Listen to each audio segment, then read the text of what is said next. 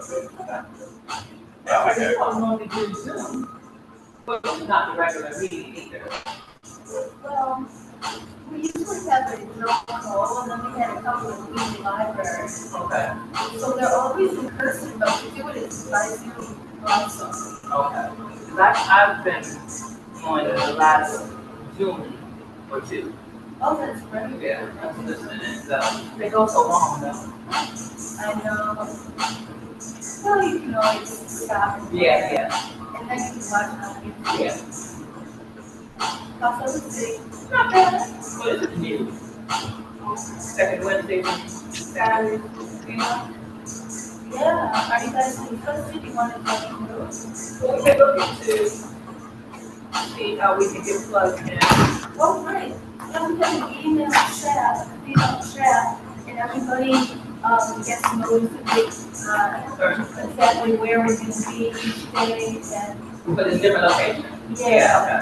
and then you can invite people to your own and we'll discuss plans and stuff. People usually come late. They like scare until like 6:15 and probably.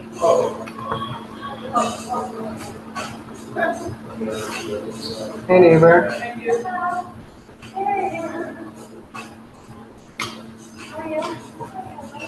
Remind me your name again, neighbor? Me tall.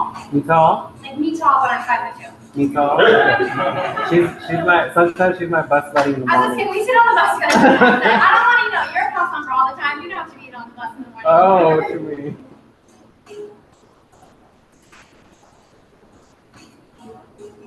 Okay.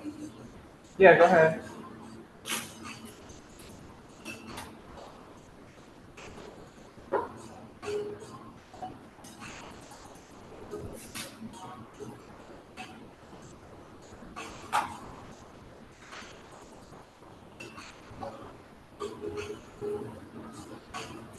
Are we supposed to get with the text Salvador?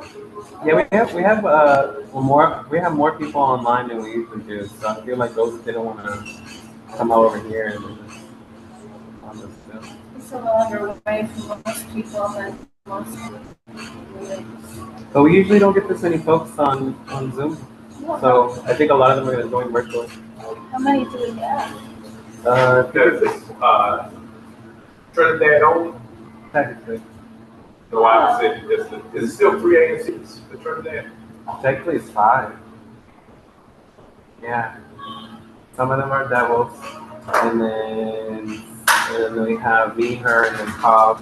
Right. And Bishop McComb. What area? He gets the little strip where Dustin Towers is. Oh, they went across. Langsford Road. Yep. Okay. But this thing is open to everyone everywhere.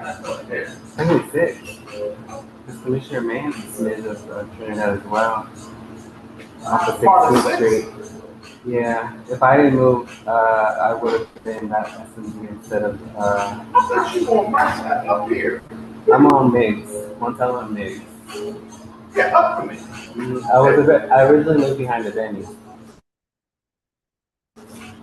And that part now is part of that East Trinidad single member district. Like above Carver Langston. So they came across Langsford Road. Langsford Road used to be out the dividing line. Yeah, no. Yeah, it's great.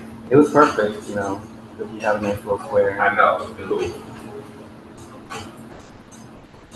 This is not good. No, This is not a Tuesday. this is like I said, a larger Trinidad. Just they went across. It started with Commissioner Robin wanting to do single member district meetings in Trinidad, but only me and her were really the ones that stepped up, and it just enjoyed the sense. Yeah. I mean, because obviously, we are a square. Yeah, I mean. And it doesn't make sense to have, when we did one combined with two, because, and nobody really knows. They know who the commission is, they don't know who the line is. Right. But yeah, was it only that decade that was the perfect square? Well, when we started off, we moved in, we were part 5B. Then, were there more commissions in a single member district? When it was 5B, it was like 13 or 14 commissioners. And we met I would have hated one of on, those games. where we met at Woodward's Library, at 5 feet, went on way. Yeah, it was So it's pretty much everything South Dakota. yeah, because we're 5 feet, and I'm we're 5 feet, so we're at 5 feet, now we're 5 feet. Which really wasn't good because it's two different neighborhoods, two different sets of problems. It really is. Yeah. I like how New York Avenue divides all that stuff. Like South Ward 5 is New York Avenue. Then with the 5D, that's when we started work, meeting at the police force. We everywhere meet. And so to make it fair, they really didn't like this because this is really more out of the city. But it was for.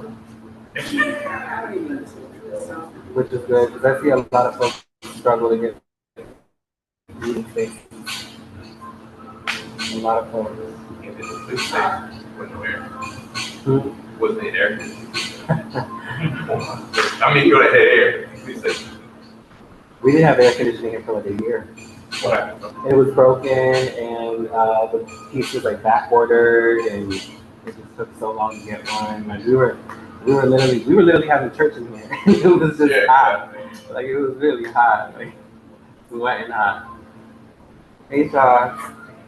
Good.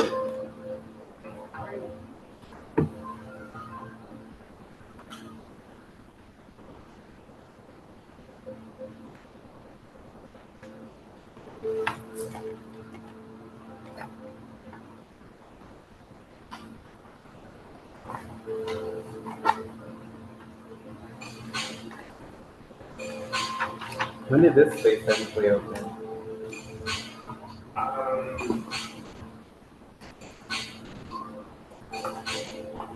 I know we did at least one full term.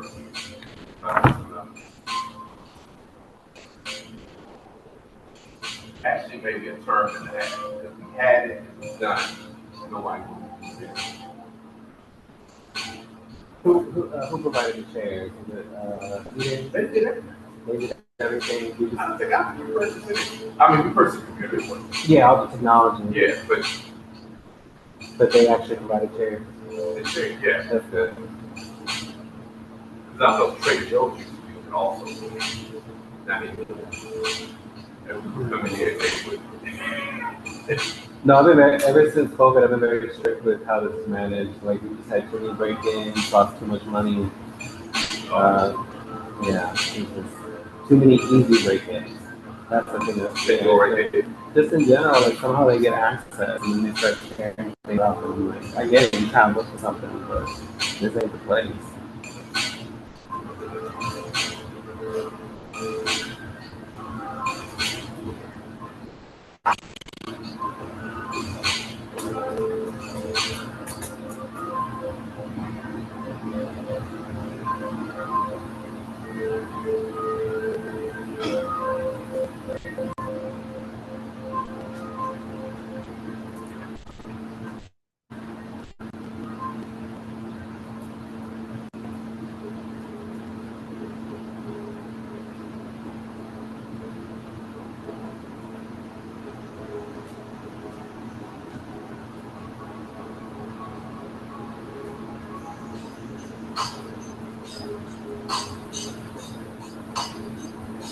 Hi, neighbor. Hello. How are you? I'm good. Hi.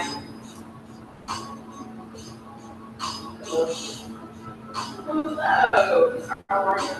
As well.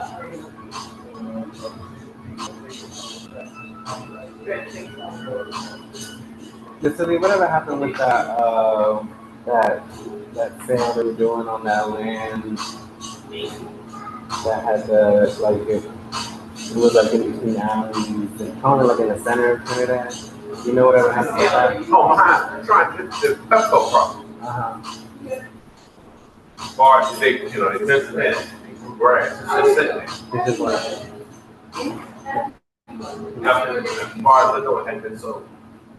you haven't heard of anything about that land in the middle of Trinidad? You see that former Pepco spot? Over there by Mr. Powell? Yeah. No, I mean, we couldn't get that in the budget. But it's just saying like Yeah, nothing. it is. I think that Commissioner Cobb had wanted to see if we could turn that into a permanent.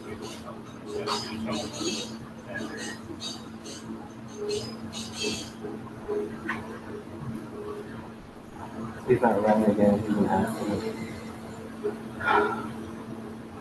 So when we were campaigning, again, the park went over to one on the Capitol Street.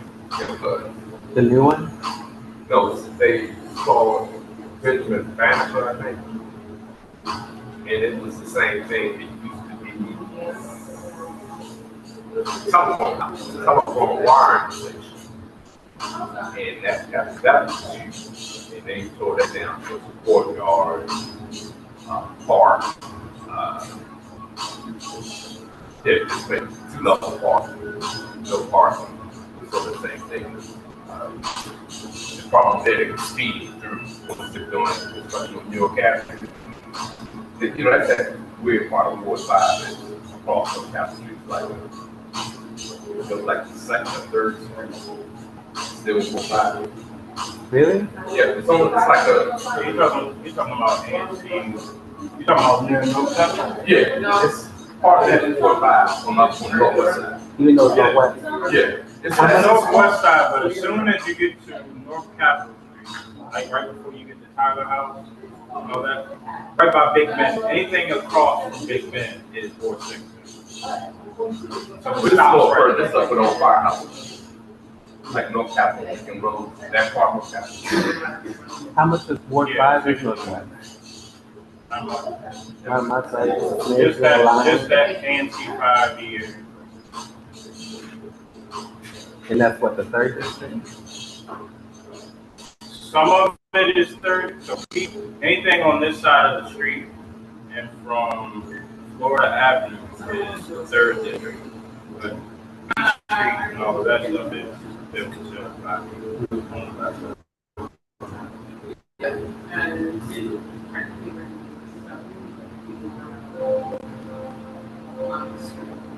It's almost 6:15, Commissioner. Whenever you wanna start. You ready?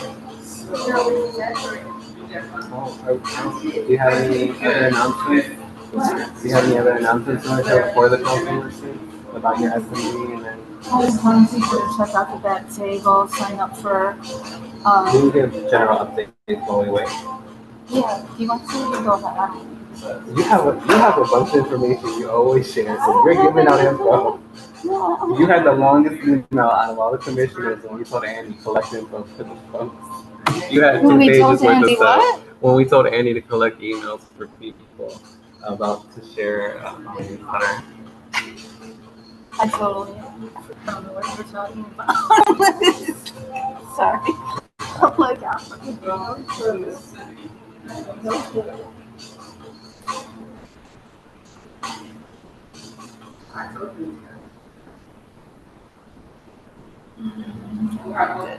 my goodness.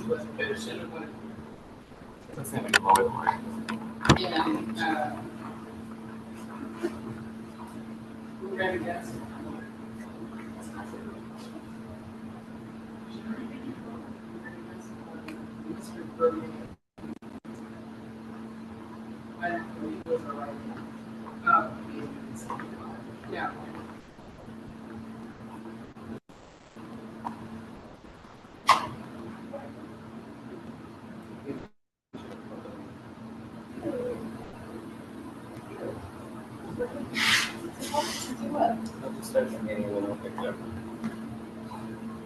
Hello. Hello, welcome everybody to our Trinidad community meeting, but everyone is welcome, you don't have to be from Trinidad. So today we have a really special guest, Zachary Parker. And so I just want to say, over on the back table, there's materials of all different kinds of information about many different things. So you can take it and keep it. Here's Commissioner Salvador has some things to say. Thank you everyone for joining us tonight. This is Trinidad's community meeting, originally done by Commissioner Robin to combine single member districts here for the Trinidad residents.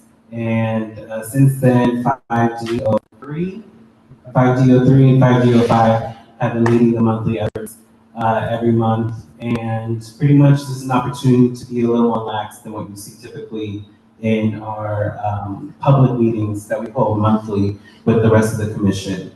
We typically have MPD come out, special guests involve different agencies, directors.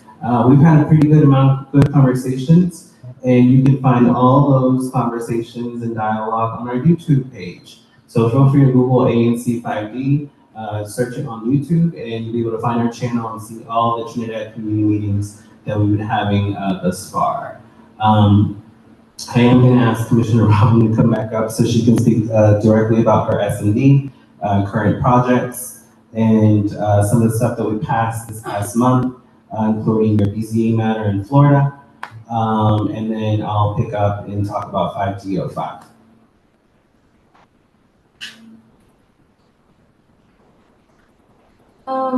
And yeah, I just wanted to add to what Commissioner Salvador said, that at these Trinidad community meetings, we have a different government agency speak each time. We've had the Department of Aging, we've had the 24/7 emergency response team, we had DOB, the Department of Buildings, we had DPW, so they're all about different agencies. Anyway, so what's going on in my SMD? Well, I want to start having SMD meetings.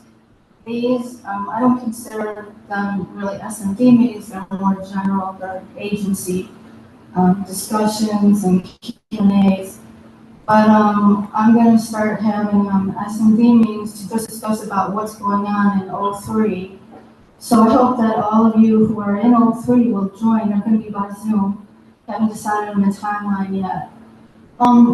So as far as I'm chair of the Trash and Beautification Committee, and right now we're really working on doing a lot with that. We have here's that break, welcome. We have 2 meetings a week, 2 meetings a month, 2 cleanups a month. The second Wednesday from 5 to 7, the fourth Saturday from 10 to 12. And there's a lot more going on. And if you are interested, we have a lot of different working groups and committees. We have 4 5D committees, and we have a lot of different working groups. I usually go through those every time, but why don't you email me or call me, and then I'll run by you if you're not already aware. I'm at 202-651-0581, 5D03 at anc.dc.gov. And one thing I'd really like to do on ANC is really build up community power and community connections so that you all can have a really good handle on getting things done with or without our ANC commissioner. Anyway, here's Salvador, so everybody ready to smoke things? Thanks. In terms of Northern Trinidad, 5D05, updates we just, in the last couple months, passed a letter of support in terms of the BZA case that's on Montello Avenue. That building is Montello Deli. Their lease ends at the end of the year. We will be losing that business in the neighborhood, and the developer plans on developing. I think we agreed to 10 to 11 units in that property. It's going to be a little different than what we've seen on Montello Avenue in terms of some of those other properties that were built recently during the pandemic. We did request for the architecture of that building to marry a little more with the block, particularly Montello Avenue. And outside of that, a lot of you might have recognized that there was a road diet specifically on Mount Olivet Road. And the road diet is still a work in progress. They're still working on that street. They installed bike lanes and added some parking in front of the KIPP Elementary School. So that's still a work in progress. They do expect that project to be done by the end of the summer. So be patient with us as we change 4 lanes into 2 lanes, one going each way, adding crosswalks and some bus islands, as well as some other features outside of just the bike lanes. So if there's any particularly detrimental issues with the road diet on Mount Olivet Road, feel free to bring it to our attention. Some of our block captains on West Trinidad end are very animate and vocal in terms of some of the concerns that we've had with DDOT and particularly Fort Myers Construction Company. So feel free to voice your concerns and opinions as well. Outside of those construction matters, we have been waiting on the current development / opening of the former Texas Chicken House. Was that what it's properly named? It was the chicken joint that was on Olivet Road. It's going to be turned into a Z Burger. So that establishment still hasn't opened, and it will open soon. I have been in contact with the owner of that property that also owns the property of Kovacs, and we've been staying on top of them to keep that area clean. For some of you that might know that area, the alley that's shared with Sims Place tends to be a hot spot for illegal dumping and some nefarious activity. It's been a little bit better these last couple months, being that we are in the summer. We did expect it to kind of pick up, but it hasn't. So keeping our fingers crossed it stays that way. MPD is very, very, very good at having a police officer stationed right on Mount Olivet Road and in those parking lots in front of the 24/7 store in Kovacs. So that does deter some of the issues that we've had in the past couple of years. DPW, their sweep inspector, did speak with the public last week at the 5th District Citizens Advisory Council meeting, and we did discuss Sims Place in terms of some of the issues that we were having there with folks hanging out on properties or vacant properties that are currently unoccupied. MPD has been pretty good at keeping some of those folks away, as well as DPW, I'm sorry, using their traffic agents to issue some fines on some of the cars that shouldn't be there. On Sims Place, they have residential reserved parking, so if you're there over a certain amount of time, you will get a ticket. So they've been pretty good at getting some of those vehicles ticketed. Now we're trying to escalate it to see if we can get some of those cars or vehicles towed, preferably not booted, but towed, because they are racking up tickets. A concerned citizen on Sims Place, who also acts as a block captain, addressed the concern with one people having $8,500 in tickets. So obviously those amounts are not okay. Those amounts are way too high, and those vehicles need to be properly addressed. And the good news out of Sims Place is that a lot of the residents that again share that alley with the businesses on all of it, we were having issues because the fence was built and we couldn't get DPW workers to come into that space like they normally did just to collect trash. And since the last 2 years, we've been having issues where trash has to be moved to the front, but a lot of the residents are not collecting the receptacles at the end of the day or days later. So they're looking at potentially moving that back to the back after the fence has been removed. Outside of that, as some of you may know, we did have a big bust recently, the last 6 weeks, particularly on Rom Place. It was a multi-agency, different level, everybody in the mix situation, and they were able to recover $120,000 worth of narcotics, and they made a great amount of arrests there. Those investigations are still ongoing. I did speak with some of the folks that lived on the block, and some of them are now enduring some financial hardship because the breadwinners of the family are currently locked up. And if you know anyone in the community that's looking for someone this summer just to do some admin work or anything of that kind of nature, feel free to connect with me so I can connect them with them. We would like to see these folks not suffer from the actions of others that they might be directly associated with. So we're just trying to keep them on their feet so they don't fall themselves in worse predicaments. That's the situation that was on ROM. And just another shameless plug for Trinidad Day. It's gonna be August 24th, Saturday, August 24th is Trinidad Day, 11 to 6. We have a lot of folks coming out, not just the residents and y'all's neighbors, but a lot of folks to bring resources to the neighborhood. So if you want to connect, if you want to volunteer, if you think you have something to bring to the table to share with your with the neighbors, feel free to connect with me, and we'll be able to get you in the mix, because it's a large group working on that project. And it's, I'll say with a lot of respect and joy, it's a great privilege to work with some of these folks that are interested in doing Trinidad Day, just because it shows them their commitment and their interest and love for us. And it's just something really nice to be a part of. So shout out to all those folks, including the councilman's office, who's also in those conversations. With that being said, those are general updates with our parts of Trinidad, and I would love to pass the mic to our council member to talk about some of the stuff that his office has been working on, and some of the stuff that might be affecting us as Trinidad residents and above. Thank you. Thank you. Good evening. How are you all? All right. I am going to, I'm not sure of the format. Are we going to do Q&A or is it just presentation? At the end Q&A? Sure. Okay. So we have these handouts. Oliver stepped out. I'll make sure you get them, or it seems like people already have them. I just want to make one correction.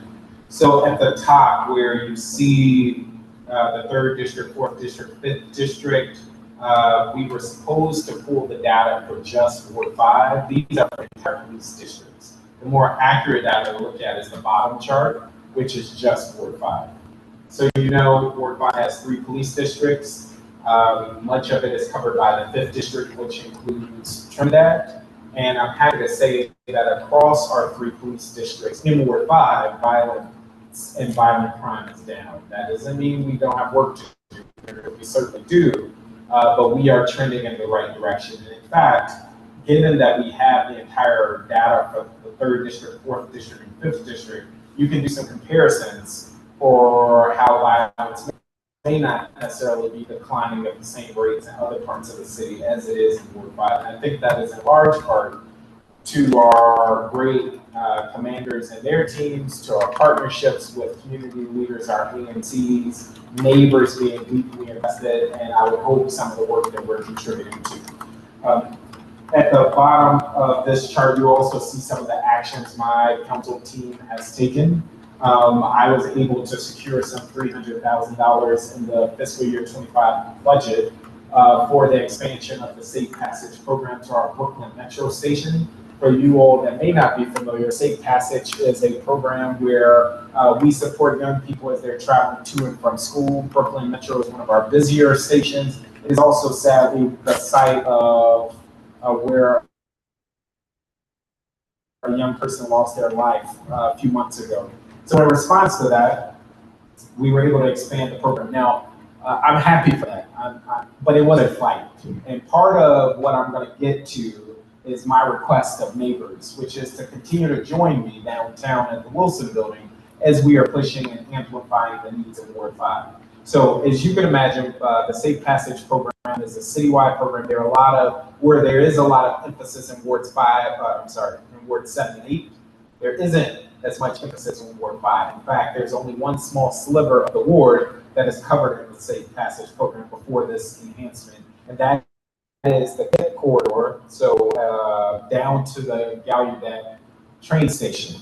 It covers a portion of McKinley, but a large swath of Ward 5 was not covered, even though the data tells us that there are more violent crimes impacting young people in Ward 5 than some other areas. To add insult to injury, the mayor's team said, well, we're going to roll out a new section of the Safe Passage program, and it's going to focus on Tinleytown in Ward 3. So I did a comparative analysis of the crime at Brooklyn Metro Station compared to Tinleytown, and as you can imagine, there wasn't any comparison. So I am really proud and happy for this investment. But it was a fight, and I think it was a necessary fight, just given some of the violence that we've seen. There was also an expansion in Ward 6, and I'm not faulting these council members for their work advocating on behalf of their communities. But what I do know is that the communities with the greatest needs should be getting more resources. That is why I keep coming to Carver Langston and Trinidad and Ivy City and Union Market. Let's say Union Market. But these communities need more attention, and so does Ward 5. I need more neighbors joining me in this fight, letting our at-large council members know, letting our chairman know that they are responsive to Ward 5 neighbors. All right, I'm gonna get off my soapbox. So we will roll out the Safe Passage program in October. We also passed an amendment in the Budget Support Act to ensure that the Safe Passage program is dedicated to where the data is telling us we have problems. So again, no fault to Capitol Hill and Tinleytown. I'm glad those areas have council members that are advocating for them. But that is not where the data is telling us we need the resources. And so I'm glad that amendment passed. We were also able to secure $400,000 for behavioral health and substance abuse treatment in our Ivy City community. We secured $200,000 last year. I'm also happy to say we're expanding that to North Capitol Street. And the reason there is we know the road, more individuals in the district are dying as a result of opioid overdosing. Many of them dying at the hands of fentanyl overdosing. It is everywhere. It's in weed, it's in heroin, it's in everything. The majority of the individuals dying are Black males in wards 5, 7, and 8. And you'll notice a trend. Wards 5, 7, and 8 often lead the worst metrics and are sadly at the bottom of many of the best metrics. I'm happy that we are going to expand those outreach areas to hopefully connect with resources and programs, because we can preach all day to say stop doing drugs. There are some people that sadly have been using longer than I've been alive. And so this is a recognition that we need to meet people with care, connect them with services as we walk with them as they try to turn their lives around. Hopefully we can save lives in the process. We are also rolling out an HSEMA alert system to communities.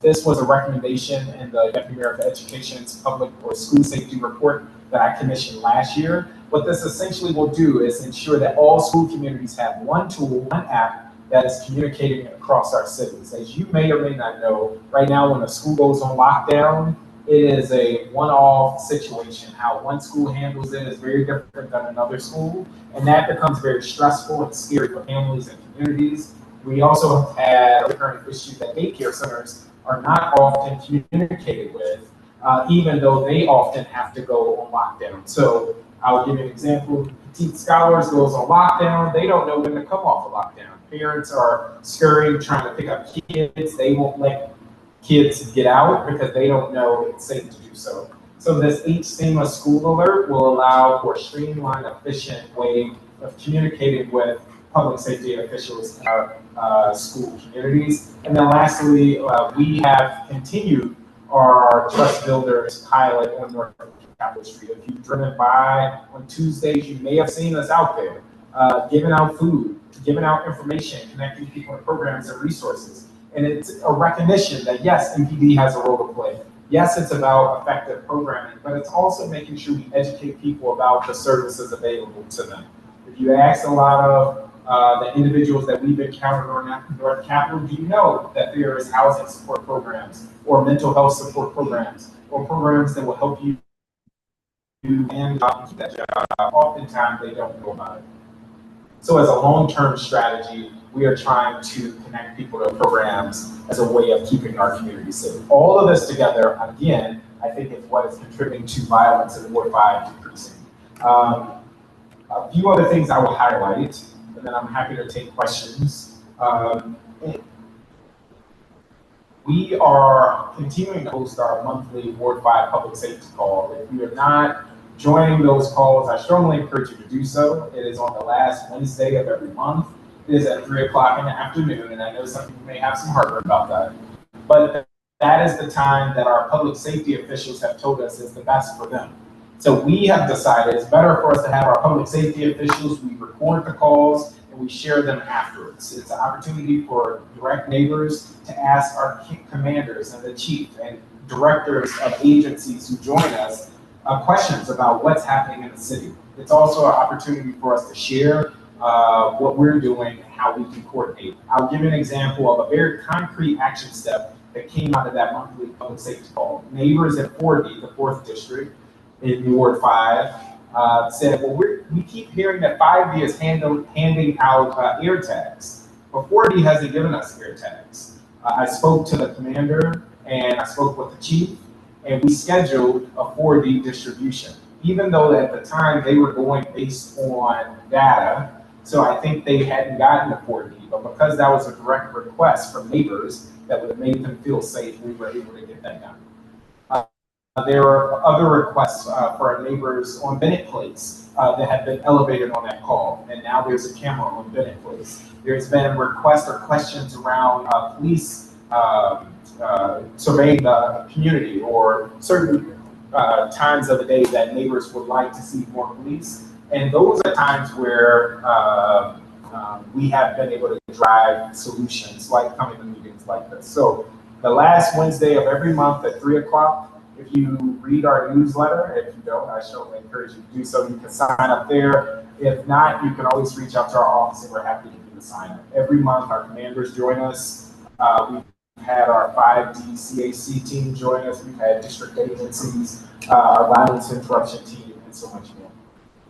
And then lastly, I would just say, what is happening now as a city, and what's the path forward? As you may know, the council acted on the Security C legislation, and we in this budget have funded that legislation for the most part. So much of Security C is in effect. Everything that did not have a price tag had already gone in effect.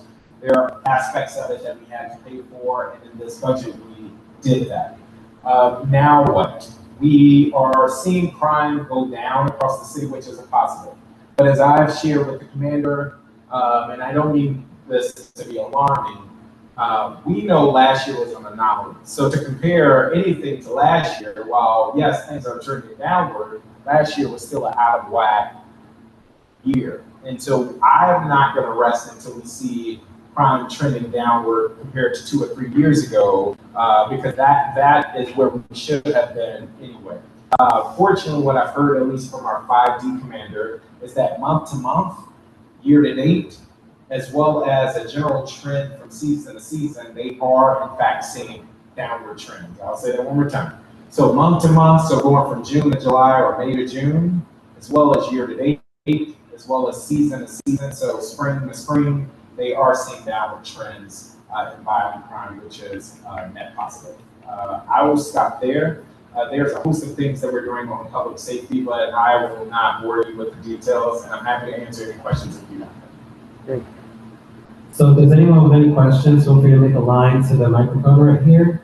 We'll allow you to ask one question or comment, and if you have another one, just get back in line. That way everyone uses their time wisely. Same thing goes for the folks on Zoom. We have a lot of folks usually not on Zoom today. And if you have a question, either drop the question in the chat, or I'll drop my number in the chat so you can call me and can let you speak directly. Pass out 2 hands. No pressure. I'm also happy to walk to you if that makes it easy. We prefer you to come to the mic so people can hear you on the Zoom. We just turned on. Hi. All right. Thank you, Councilmember. I actually don't know which line I'm in. I'm right next to yours, but I'm near Montello and Queen. And I guess I have a question. My first question will be about, you just brought up the crime bill that got passed by City Council. There were a lot of groups, myself included, who were advocating against it. Yes. And I'm just wondering if you can clarify. It's really nice to see this data, but that bill got passed February, March. Yes. And the district government does not move that quickly. So how much of that bill actually has taken place to be like a causation for this change compared to a correlation? And have you seen any negative impact from anything implemented from that bill that's been hurting our neighborhood specifically? Great question. I can't answer the first question. I can't tell you how much of data is responsible for Security C. And I would say it probably helps in some respect in the grand scheme of things. I don't think it is in large part why we're seeing violence go down. There are three things I would encourage neighbors to pay attention to. I actually think Chief Smith has been effective at her job, and she probably doesn't get enough credit for it. A few things that she's been pushing MPD to do that I think is working. She is trying to do as much as possible more traffic stops. MPD doesn't have the capacity to pull over every car because, as you know, MPD has an attrition crisis, but they have been doing spot checks or pop-up traffic stops that are getting guns off the street, but also sending a message that people cannot or should not be speeding through our communities. Two, they have had a push to make MPD more visible. I know I've noticed that. I've heard from neighbors that they are noticing that MPD officers are more visible, although there's still room and work to do. But more importantly, the closure rates are up. And they are closing cases at a faster rate than they had done in previous years. And I think we can only accredit Chief Smith's leadership for that. And by closure rates, I mean when they solve a crime after a homicide or a carjacking or what have you. I will be clear-eyed with you where I have concerns, and I've been clear with neighbors. There's two areas I have grave concerns, no pun intended. One is with our U.S. attorney and their prosecution, Matt Graves. The U.S. attorney is federally appointed, not accountable to district residents. You cannot vote them in or out. Well, I guess you vote for the president.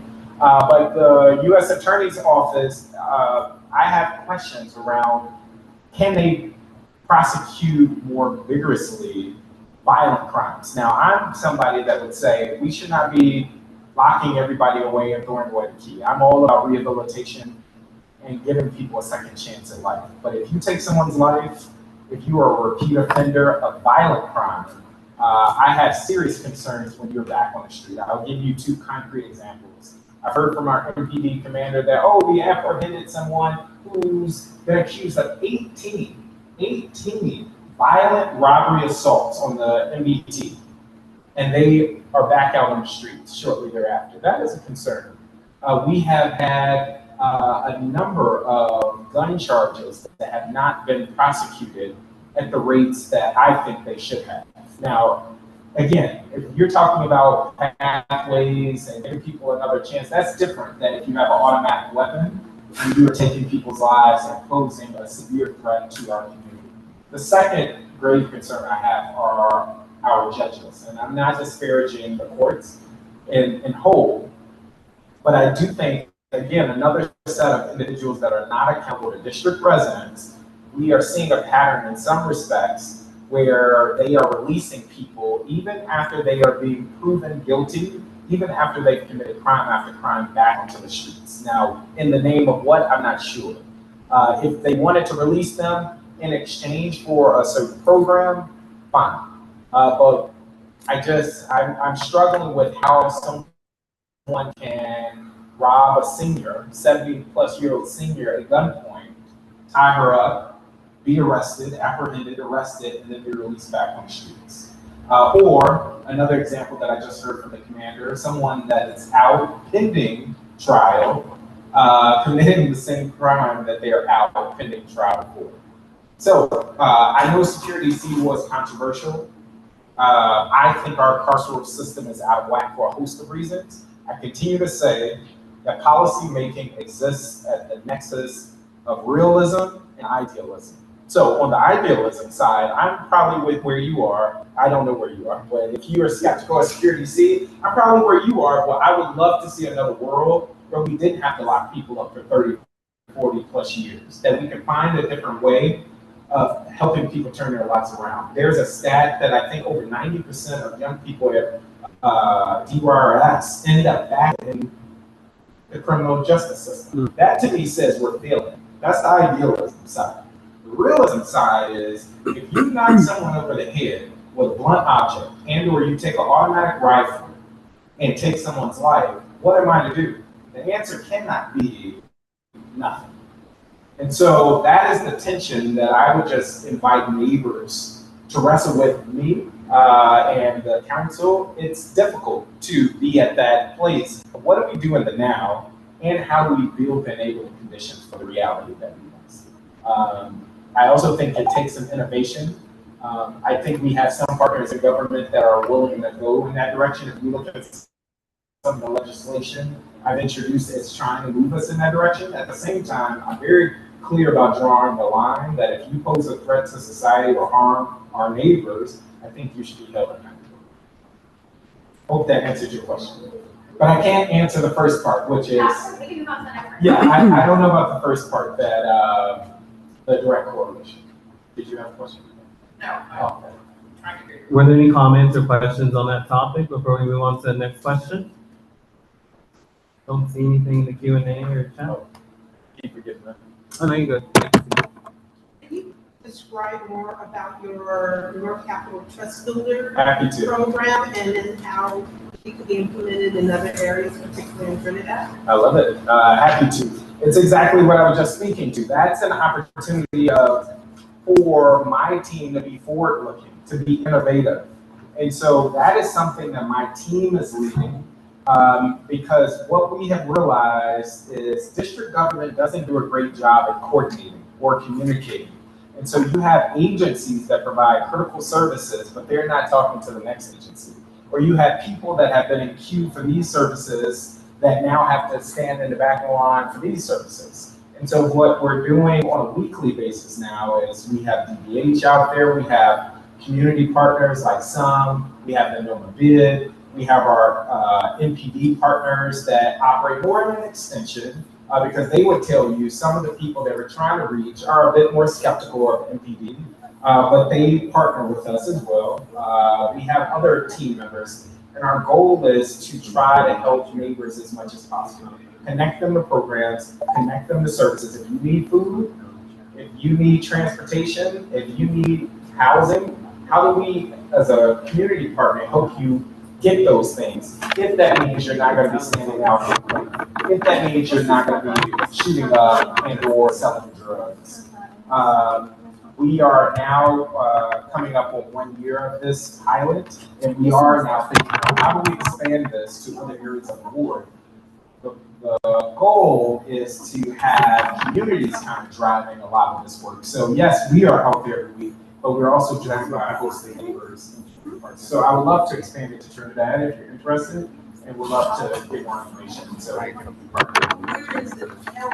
it's literally North Capital MP on Tuesdays from about 9:30 to 11 a.m. right now. So in the long term, we would love to have a building and have it be more robust, but we literally set up a tent and a table. We have food out there, we have music, we're having a good time, and we have a long list of neighbors we've interacted with. We're working with business partners and others trying to triage as much as possible. Because PD would tell you, some of these guys, they are very familiar with. They've seen them month after month, they know who they are. And what we're trying to do is to give them another outlet so that they don't have to do that. Sadly did. Yes, Commissioner. Now, how are you today? Great, good to see you. You too, likewise. I'd like for you to expand on the $100,000 that you secured for behavioral health and substance abuse targeted for outreach services in Ivy City. How do you envision that working? Because as a former substance abuse specialist, I know for a fact that just asking people or providing resources to them, it doesn't work. Addicts have to hit rock bottom. And you have to take some break for their able to admit that they need help. So how is your program different? And also, what are you doing, what is your office doing to assist, with the continued violence in Ivy City at a homicide? Yes. As you're aware. Yes. Right. So thank you. Absolutely. Two things I would say. So that $400,000 is spread across two areas, which is Ivy City and North Capital. Last year, we secured $200,000 for Ivy City. We had a partner, us helping us, and they are working in concert with DBH and other government agencies, and they are doing on-the-ground direct outreach and education. Hey, do you know how to test. If you're going to do drugs, do you know this? I'm paraphrasing what they might say. Do you know how to test drugs to know if it might kill you or not? Or hey, here's how you might administer Narcan if you're noticing someone overdosing. Or hey, here's some services that you might be able to take advantage of to help turn your life around. Now, am I naive to think that just because they're out there, everybody's going to all of a sudden say, I'm not doing drugs anymore? No, but we are collecting data to see how many people are we interacting with, how are we seeing the numbers of overdose in this area trend downward.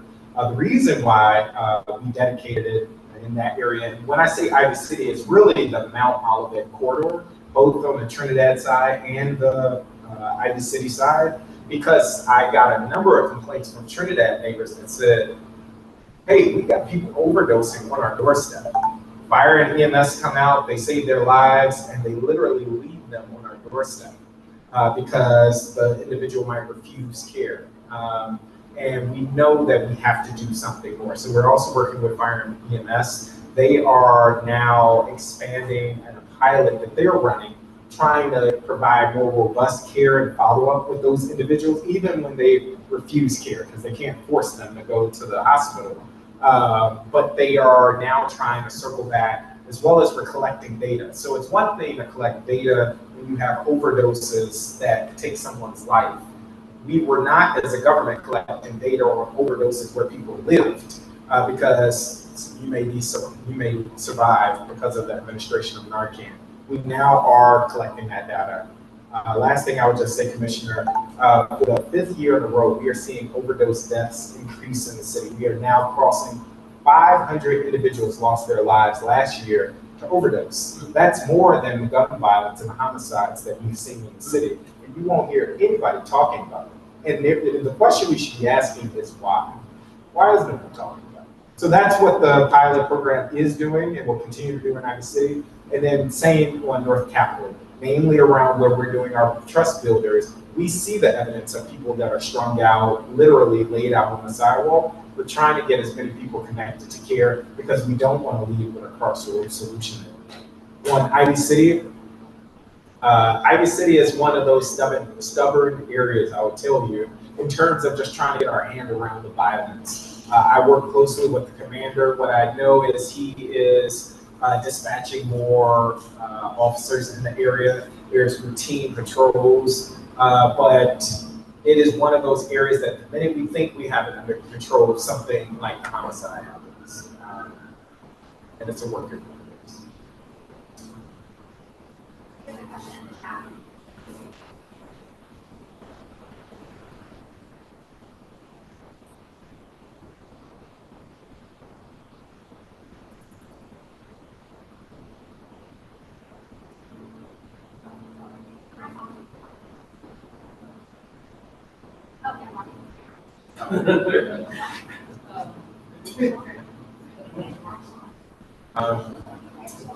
Yeah, so I mean,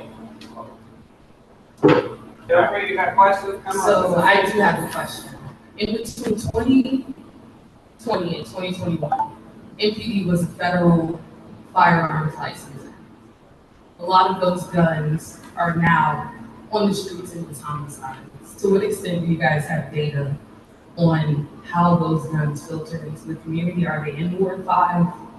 Is there any data that has been collected since then to kind of say, hey, like MPD might have made a mistake by giving these guns out? I will be honest with you, I don't have as much information on that. I do know the auditor and other government officials are looking at this. I have a meeting with the auditor coming up where this is going to be on the agenda of discussion. I have talked to the commander about those reports.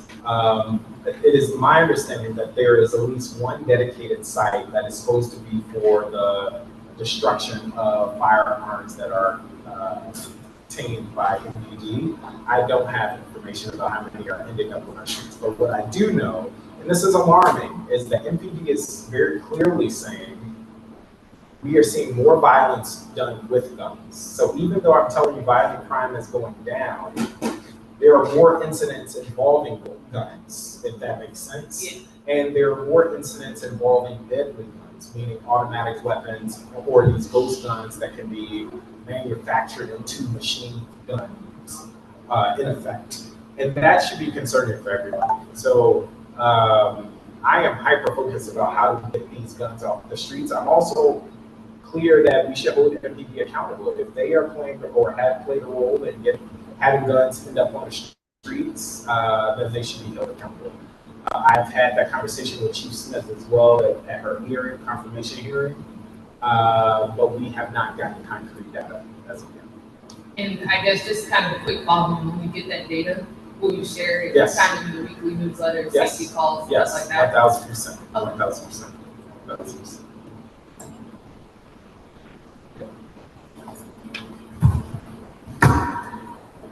Okay, well, quick comment. So thank you for your answer. I think for me, I work in a part of DC that's like in politics, so I hear both sides of it. So I guess my comment is words matter. So you said things like attrition crisis for MPD, Yes. but then you said they have like increased their closure rate, which seems like a success. So with the current MPD we have, maybe it's not really an attrition crisis, but things are moving around. So just the language feels important. And so my next question is, If I could just comment on. Yeah, sure. I do believe MPD has an attrition crisis. By that I mean they are losing on average 30 officers a month, and they are attracting and retaining much less than that. Now, the argument could be made, and I think maybe you're trying to make this argument, I don't know, that maybe we can do a good job with fewer officers. What I know is that when neighbors are asking for increased patrols and/or neighbors are complaining, I call 911 and it took an officer 30 minutes to get to me, or an officer can't do X, Y, and Z. What MPD is saying is because we don't have enough officers. So that's what I'm defining as an attrition crisis. What is the efficient number of officers needed for MPD to do their job? Now, I do know there are government officials who have thrown out this 4,000 officer figure. I don't necessarily buy that. I think that is something Jack Evans and the mayor have looked up, and people are just running away with it, quite frankly. The auditor is doing a study of MPD to tell us by research what is the plausible, realistic number that MPD needs in order to effectively govern. It's worth noting MPD, the auditor noted that she was and her team were having a hard time getting information from MPD for that study, but that study is forthcoming. Sure, and I can totally understand that a transition in the balance of where violence interrupters or how we interrupt violence in our neighborhoods might be changing, and we should Yes. totally keep into consideration transition from jobs, and not everyone who has traditionally been a police officer needs to still have a gun, right? It needs to look a little bit different. So I'm just putting it out there that I think it's hard to sit here and like see our violence is going down, right? So if we just use the data, the quantitative without the qualitative, I think it's kind of hard to understand why that's happening and not rely on old rhetoric that is helpful to the general public to say, you know, I don't want anyone to be locked up, and then we have really violent offenders, which I agree with you on that statement. I just think the really violent offenders are a really small percentage, and I know that's true. I agree. And so I don't know if we need to be spending hundreds of thousands of dollars on 5% instead of maybe investing in the 95 who really need support, which goes to my question. Yes. I voted for you 2 years ago, 2 years ago, because you were super youth, not just like Yes. saying you were youth involved, but you were going to let youth govern. And I haven't necessarily seen you at a single Black Swan Academy event. That is the youth organization I volunteer with. I have not been to every event. You totally could have been at them. Yes. But I went to their agenda and there was Councilman Mendelson didn't come. He was the only council member who accepted that invitation. But I have to wonder, has your office done in like an asset mapping of all of the assets we have in our community? Because I Yes. think Ward Yes. 5 has a lot of assets that are outside MPD. Like I love our Cure the Street guys. I know them, they know me. I can ask them a question when there's a firework going off in the middle of the day and I'm just double checking it's a firework, right? Like I call them, or I go to them instead of calling MPD because they're my neighbors. And so have you done any like asset mapping of the assets in the neighborhood? And if you have, how are you like bringing all of those assets together to be coordinated? Because to your point, the district is like the size of the state. And so you are like my mayor, right? And my ANC is like my council member. That's how I like to use my ANCs, right? Because you make decisions for my ward. I know you make decisions for all the districts, but I'm more curious of just like looking at us as a piece of the city, Yes. And what our assets are. I will say a few things. Again, I will say again, policymaking exists at the nexus of realism and idealism. I guarantee you, I think we may be more aligned in some respects than not. When you have the responsibility and the weight of people's lives in your hands, I hope that you would lean on data and fact versus hopes and or conjecture. And what I've tried to do in this role is look at the data and what it's telling me and what I think is going to save lives. And if I look at the data in Ward 5, now I can't take credit for all of this, but I think we're moving in the right direction. In terms of Black Swan Academy, not only have I been to Black Swan Academy, they awarded me last year. So I don't know how many meetings you've gone to, and not only that, they helped me craft a key piece of legislation that sought to redefine what school safety looks like. So one of the first pieces of legislation I introduced was student-led, student-informed legislation that rethought what school safety looked like. So when I said the Deputy Mayor of Education issued the recommendation for the HSEMA app, that came from that legislation that Black Swan Academy authored and wrote.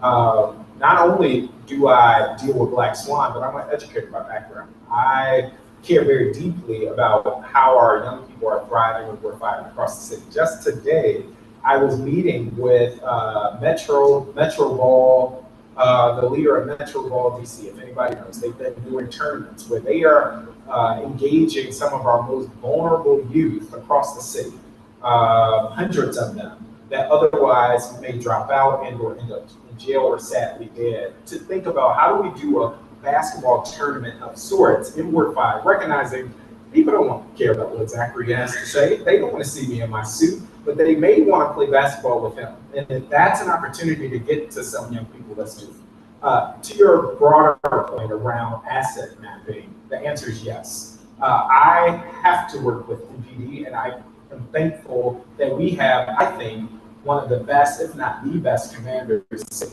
What I can tell you about Commander Altieri is he's probably not too far off from where I think some of our shared values are. But with that, I know that MPD can't do this job alone, and that it is about our violence interrupters and DPH and making sure we keep young people in school. That's why I introduced legislation for truancy, because it's not, we have to get upstream. Because by the time a kid is 16, 17 years old and has a gun, oftentimes it's too late. We need to get them earlier to help them turn their lives around. So I hope that answers your question. I don't think I've abandoned my views. I will say some of my progressive friends, now I'm gonna get on my soapbox real quick. Some of my progressive friends have had some heartburn about some of my positions. I have been consistent that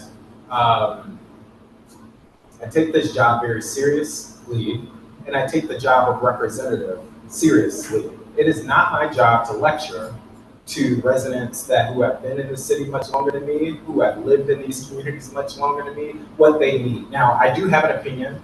My policy making is informed by that opinion, but I also have a duty to represent the community and the feedback of what they're saying. What I heard very clearly from Ward 5 neighbors is that by and large, they support a security seat.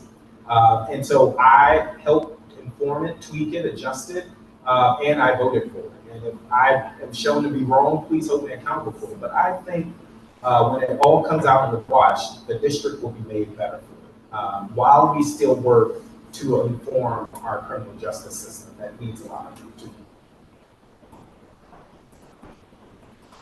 Any more questions from the public? If not, I'll give some pop questions to council member. How's it going, good sir? It's going good. I just had a sort of like comment and question. In my neighborhood in Trinidad, it's changing. Yes. We just had 4 to 5 brand new babies on the block, and the young parents are saying they're concerned. You said about education, that's what we're looking at. Concerned about the school system in Trinidad. And none of my neighbors want their kids to go to those schools. And so how do we build a community if it's fragmented with this parent going to this direction in the morning, that parent going to that direction in the morning? that's how I think that's one of the bases how we can eliminate the crime, and we get families back together in communities and a setting where each parent knows each other, so that's alleviate some of the violence.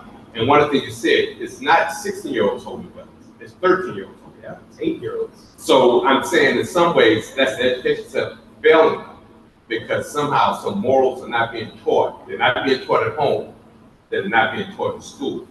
So that's been one of my, as I look at my new neighbors, and then I have the fear that they're gonna leave because of the education system, or because, once you, but then, you spend $800,000-$900,000 for a house. That's right. And the school system doesn't work. Now I know that's not part of the council, but you're a former school board, and you're a former educator. So with that experience, how can you? Is anything being looked at that to sort of keep those? Because that's and we're becoming a diverse community, which I like in Trinidad. We're becoming very diverse. But how do we make those parents, they're not here tonight, how do we make them feel good about being in Trinidad? And I'm only talking about Trinidad because this Trinidad meeting. How do we make them feel good about being in Trinidad? Because we got 3 dynamic daycares. They're so excited about the daycares in the city, in the area. They're walking to the daycares, but now, as their kids approach 3 and 4 and 5, will they be walking to Wheaton? Yeah. Will they be walking to where?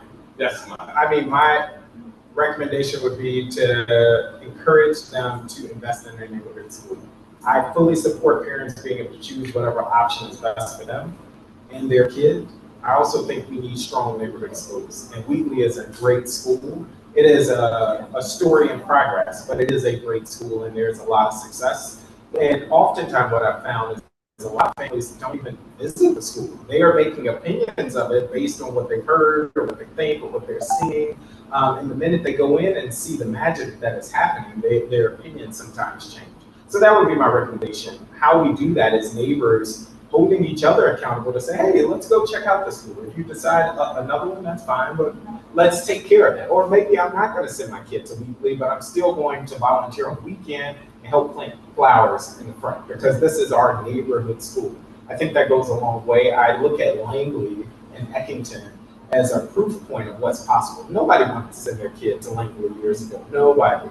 Well, I shouldn't say nobody like that, but it was not a well sought out school, and now it is.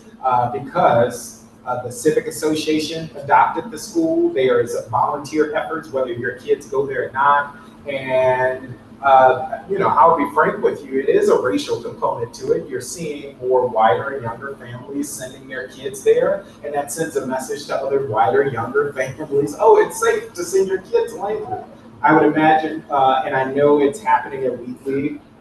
And that's not the only thing that is necessary, but I think that communities need to adopt these schools as part of the community. A few other things I would say, we have to get serious about our school system. Once an educator, always an educator. I don't think we are addressing the educational crisis in the district seriously enough. The reason why you have so many kids dropping out, the reason why kids aren't coming to school, the reason why you're 12 with a gun is because, to your point, you were failed well before that. And it's often happening in the classroom, at home, etc. I introduced legislation earlier this year with the chairman to establish a school support office at OSSI, or the state superintendent's office, which says that OSSI has to dispatch support for failing schools. Think of that. We know which schools have been failing, i.e. Henley, Blue, i.e. some would say Wheatley years ago. The question I then ask is, all right, what is DC doing about it? What is OSSI, what is the mayor doing about it, since you know this is a failing school? It's not always about money. Sometimes it's about additional staff capacity or resources, etc. So I'm proud of that legislation, and we were able to fund it through this budget. That's just one of many efforts that I'm trying to help with in just turning around things. We are also leading work to rethink literacy instruction because so many of our young people are graduating our schools and they can't read, they can't count. And what job are you going to acquire if you can't function at a basic level in society? It's not to say you can't, but it's going to be harder. And we have a lot of work to do. So what I know to be true is that the bar that we tolerate from some families, many of them Black, many of them lower income, is not the bar that some other families will accept. And I'm all for raising the bar for all American kids. I hope I answered your question. Well, they did go to school. Okay, well, good. I mean, and again, you can't fault anybody for making that ultimate decision. I would just say, I would encourage the ANC community leaders like yourselves, and I'm happy to join you to say, all right, here's our volunteer efforts to help out Wheatley, if that's the school in question, and here's how we're gonna roll up our sleeves and over time, make this one of our homes or Brown Education Campus. These schools need more love because the schools that are often well sought after, they've received that kind of care and support for decades, and it just takes time, sadly. Any more questions?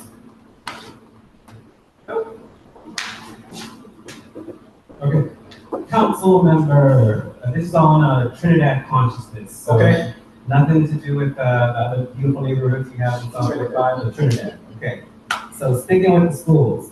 I love how you said we got some funding for safe passage. So, While he's getting that microphone, I want to make clear, Ward 5 won big in this budget. In the grand scheme of things, if you look at the Ward by Ward breakdown, Ward 5 got many significant wins from our schools to our parks to new parks to safety improvements, you name it. And I, again, just ask neighbors to continue to join and press because there's much more of that to come. Any wins in South Ward 5? Because what I've seen as an ANC commissioner for the last 3-4 years now, we have a lot more residents in more affluent parts of the ward that have time and money to speak on their concerns and to address those concerns with folks like you. Folks on our end, to be like me, more hardworking class individuals in the neighborhood, in the city. Sometimes we just don't have the time to be able to come up to you, to send an email, to make a phone call, to meet with your beloved constituent directors. So any wins that you can I talked about the opioid abatement along Mount Olivet. We continue to protect funding from the Cornell School. We actually secured funding for Wheatley so that they can repair their roof. And those are just things off the top of my head. So what I am committed to doing is investing in all parts of Ward 5. What I'm also committed to doing is actually having FaceTime in all parts of Ward 5. It's easy to go to Brooklyn and Bloomingdale where you know the majority of residents are going to vote. Some people would say, don't spend your time in Trinidad and Carver Langston and Ivy City. And I don't mean that in any disrespect. But some people would say the data says those people don't vote. And so the first community event I actually had, if I'm not mistaken, was in Trinidad when I took office. And that just is an example of my commitment to what I call building healthy communities across the world. Thanks for saying that in here. Going back to the schools, safe passage. Do we have any safe passage programs directly in our neighborhood? In Trinidad? Yes. No. So Mr. Lee pointed out that we have a few, I want to say 3 daycares, 3 schools. We have a fair amount of facilities and institutions that provide education to our youth. It doesn't seem like they have the proper resources of safe passage within the neighborhood, outside the neighborhood. Specifically, I'm thinking about Mount Olivet Road, where we had a student that was killed a couple years ago. He was stabbed to death. We would love to see an expansion of those type of safe passages into the neighborhood, because even the youth are saying themselves, we only walk to school at certain corners, certain times, certain places, because to keep it safe. Yeah. Can you talk Can I about make a request? Can the ANC pass a resolution on that? It's not that you should have to do that, but again, everything is a fight. And so while I was happy to get the one for Brookland, I actually asked for 3 locations in Ward 5. It was Brookland, it was Fort Titan, and I asked for another one around the Edgewood community, not so much at a metro, but just in the community. And we were able to get the Brookland one after a significant fight. So with a resolution, it just further ups the ante to say the community is actually requesting this. Thank you. In terms of going on to a different topic, we're talking about transportation. In Trinidad, we're having a lot of issues particularly with DDOT giving out permits, specifically to Fort Myers Construction Company. Oliver is very well known on this topic, but I see it consistently. DDOT's giving out permits. Fort Myers comes to do the work, but they're not doing it on the actual date of the permit. And we can call, we can do whatever. My understanding, I spoke to a DDOT safety inspector, and they give out a fine. But they were very clear in saying they can afford the fines. So why are we allowing this kind of activity to continue and awarding them with contracts and work continuously in the city? Can you touch on that? It is a problem. What I know to be true, that there are some companies that have been around for a very long time. They are very powerful. They know powerful people. They are usually campaign contributors to powerful people. And when that's the case, you sometimes can get away with things. It doesn't make it right, but it does mean that it's an uphill battle in trying to change things. One of the things I found out early on about Fort Myers, that they did not have a permit for their entire asphalt plant, let alone construction site. The asphalt plant in Eckington did not have a permit.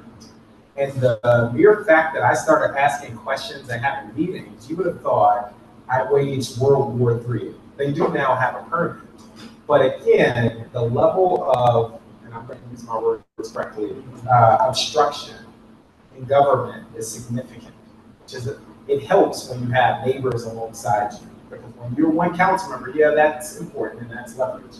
But when you have the community with you, people pay more attention because they need your vote just like I need your vote. Well, I appreciate you noticing the corruption. In terms of the traffic, you said corruption. I said corruption very loudly. DDOT, we've been trying to get DDOT to do a traffic study in Trinidad for a while now, particularly on Trinidad Avenue coming up and Montello Avenue going down.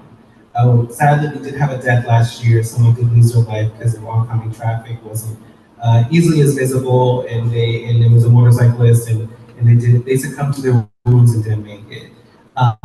What is the route that we should be taking as residents? ANCs have submitted resolutions on this. I remember when you were, fresh on the council, it was something that we were trying to get addressed. But since a lot of directors come in and out, it just feels like an uphill battle and a losing one. Yes. Just to get a simple traffic study, to get calmer traffic measures on those two very, very busy routes in our very, very large neighborhood. Yep. I think you all should continue to share your feedback with the director, Hirschman. I believe the record is still open on her nomination, so that will be a great opportunity for the official record to reflect your concerns. I will also own some of this. This year, I was proud to secure a traffic study on Michigan Avenue.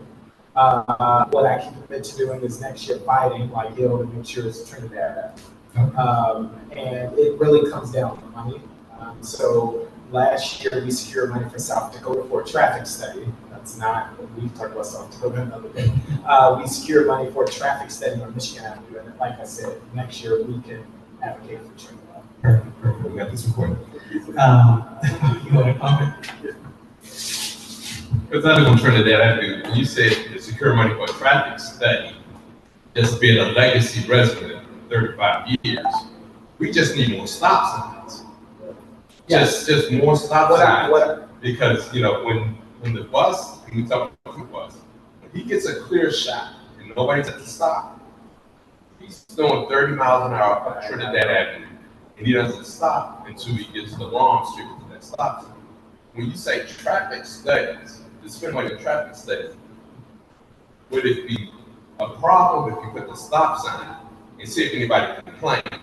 If you send me email, or even tonight, if you give it to Oliver, where that stop sign should be, I can add it directly with the director. That doesn't mean she's going to do it, but she often listens to the council members. And the traffic study is when they take a comprehensive assessment of the entire corridor, and they'll say, all right, we need 3 stop signs, we need a traffic light, we need speed bumps here. So you ultimately want a traffic study versus this piecemeal approach. But in the short term, we can advocate for piecemeal. And since you said on traffic, and with the new road bike lanes, there's no signage. You're putting the lanes in, but there's no new signage saying new traffic pattern. It's already been one accident because the people are merging, and last night, unfortunately, we were, two kids were in the bike lane, but no one knows it's a bike lane. It wasn't a mishap, but that was my first fear. I said, they're out here in the bike lane, and no one knows it's a bike lane, because the strips say bike lane, but there's no signage saying do bike lane, do traffic. They're just doing all the work, but no, nothing to say that we have something to change. I will follow up on that. And that's something I did want to address to Oliver at the meeting, because again, Fort Myers they're getting the contracts, but they're doing terrible work, just very, very bad work. And on that street, Mr. Lee brings up a point. I almost got into an accident today, actually, because they're putting down the lines, but they're not putting notices that this is a new traffic pattern or these bike lanes ain't working yet. It's just simple things like that Fort Myers is just continuously doing. They're cutting a lot of corners. Give us the specific streets and we will advocate ASAP. And compliment. I don't know if you can comment on if it's Fort Myers specifically, but what is the goal and whatever is going on Florida Avenue between West Virginia and Trinidad, where there are like 5 million different lights, potential traffic lights, lane changes. It's just like, it's been under construction. It's part of a longer project that is slated, if I'm not mistaken, to be done this fall. So it's almost done. What is the goal?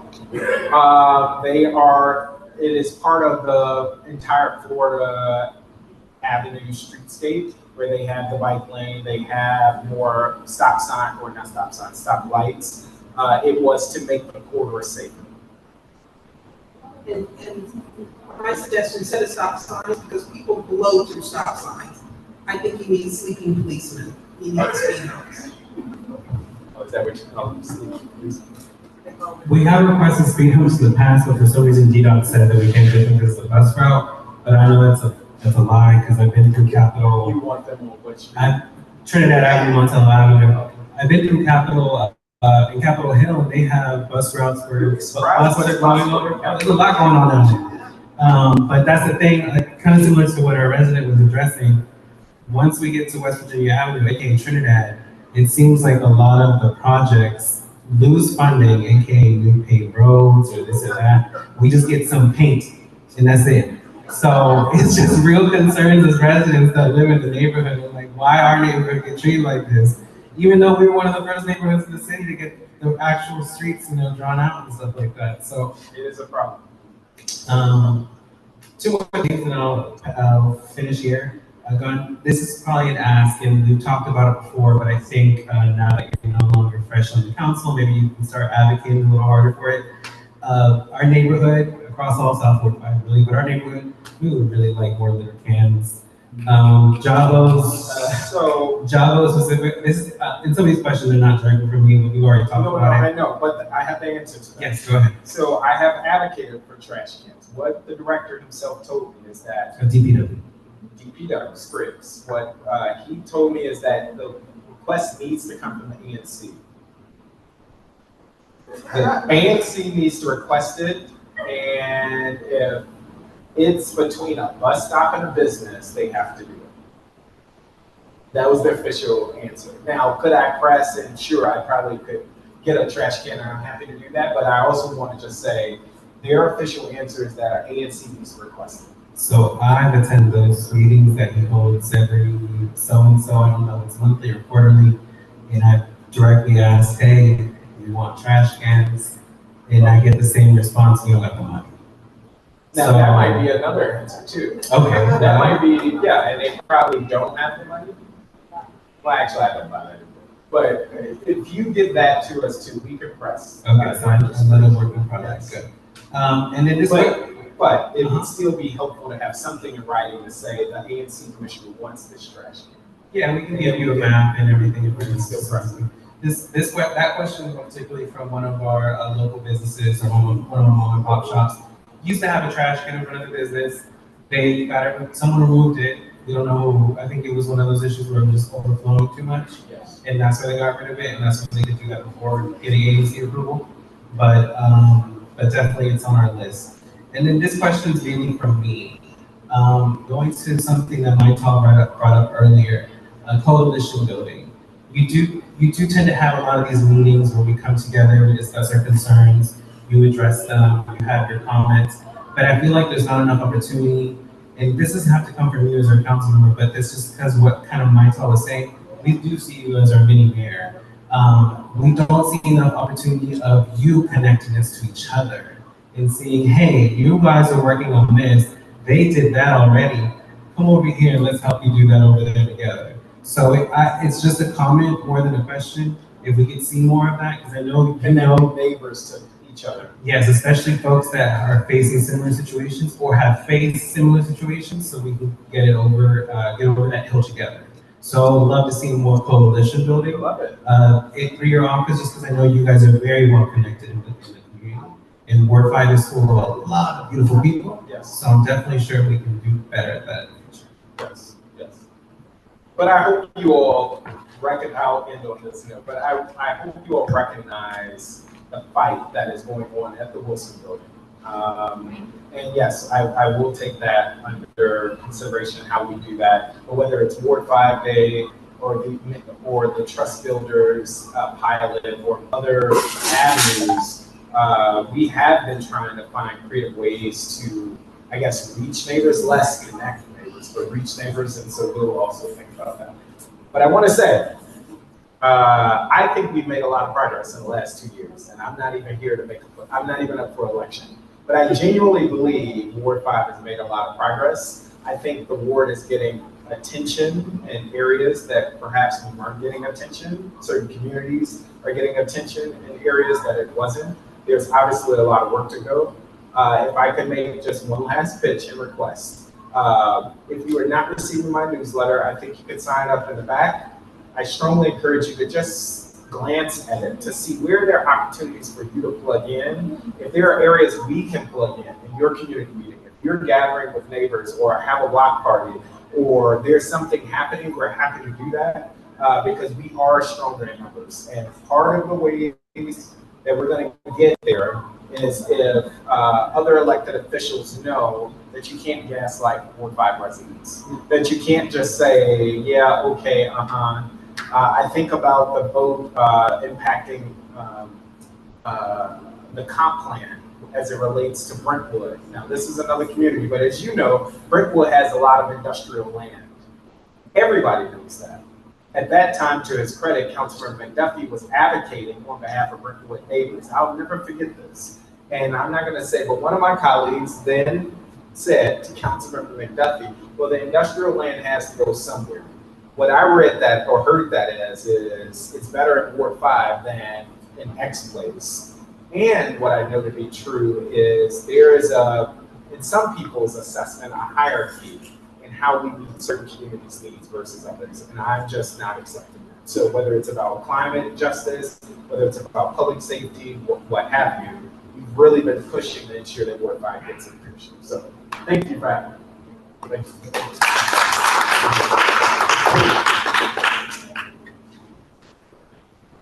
So that concludes tonight's meeting. Thank you all for joining us via Zoom, and thank you all for joining us in person in our community space. Wasn't in Trinidad, but we do appreciate you coming to New York today.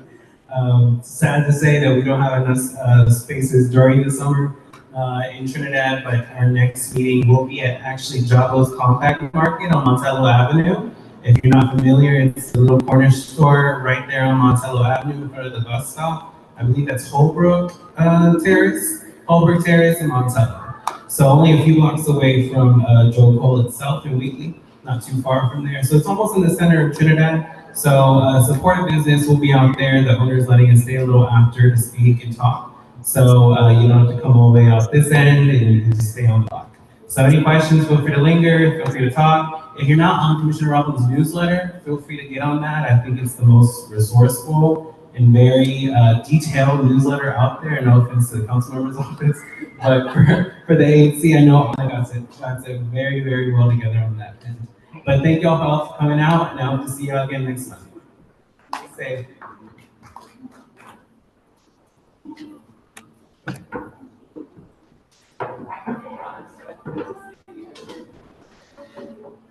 Yes.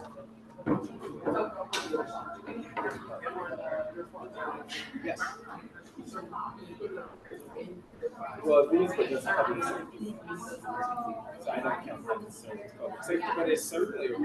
And you're gonna, and you know what? I'm gonna name that. I think that's the best way I'm gonna run it.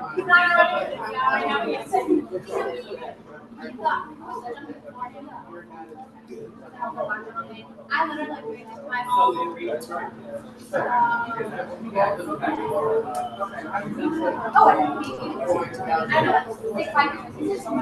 Including the ANC in that area, including actually 2 aides that said they wanted to.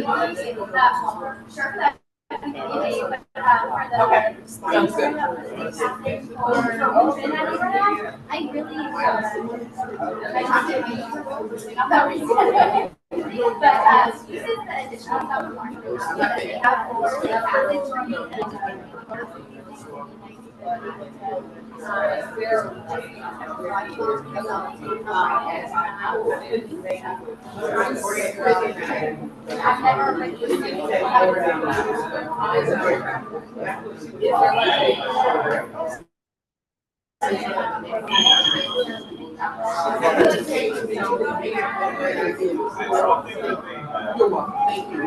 Yeah, it was shared data.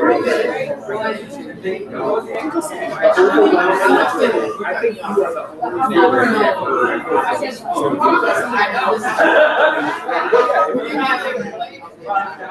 if they didn't come, they could.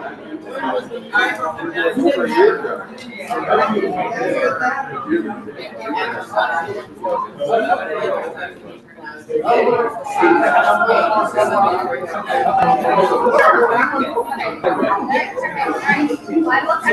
Neighbors if they want.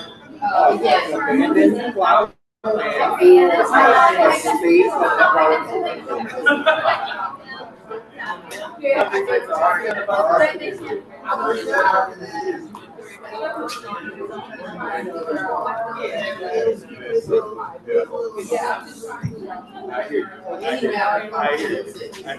It's gonna be a. Did you want to talk to the council? It's gonna be a great part.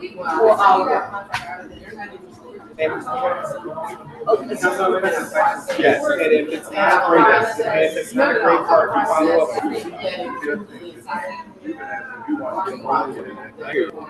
I hear your objections. I take them seriously.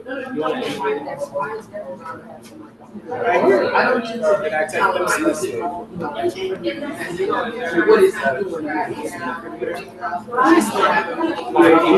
you call a meeting with neighbors, I will be happy to, and I will let you know when their meeting is. And when the park is ready, I will make sure I have you at the ribbon cutting. I don't need you to invite me. I've been working and living in this community long before this came. Councilmember. I hear you, person. I do. Councilmember Zachary, I want to also say I believe. Thank you. I want to Is it more data?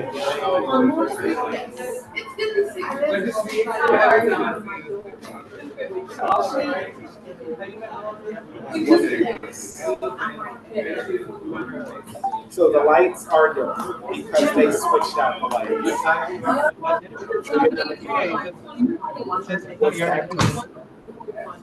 Couldn't find the leave meeting or end meeting.